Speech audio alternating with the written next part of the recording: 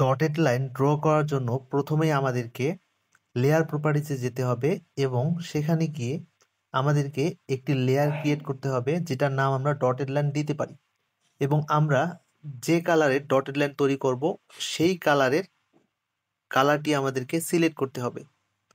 তো এরপর আমাদের কি করতে হবে যে যে আমাদের লেয়ারের সাইড যে কন্টিনিউয়াস আছে সেখানে ক্লিক করতে হবে।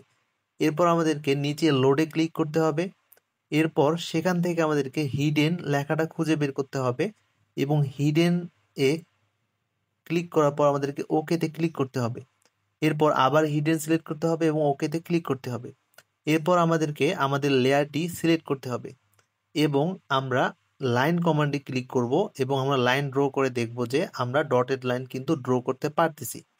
তাহলে এটা হচ্ছে ডটেড লাইন কিভাবে ড্র করব তার প্রক্রিয়া। তো এই ডটেড লাইনের সাইজ ছোট বা বড় করার জন্য আমরা কি করব, তো আমরা কিবোর্ডে এলটিএস লিখে ইন্টার চাপলে আমাদেরকে যে ডটেড লাইনের যে সাইজ আছে সেটা কত সেটা দিতে বলা হবে। তো আমরা যে সাইজের ডটেড লাইন ড্র করতে চাই বা সাইজ যদি ছোট বড় করতে চাই তাহলে আমরা ওইখানে সাইজের পরিমাপটা দিয়ে আমরা সাইজের পরিমাণটা ছোট বড় করতে পারি। তো আশা করি এখন তোমার ডটেড লাইন দিতে সমস্যা হবে না। ভিডিওটি ভালো লাগলে অবশ্যই চ্যানেলটি সাবস্ক্রাইব করবে।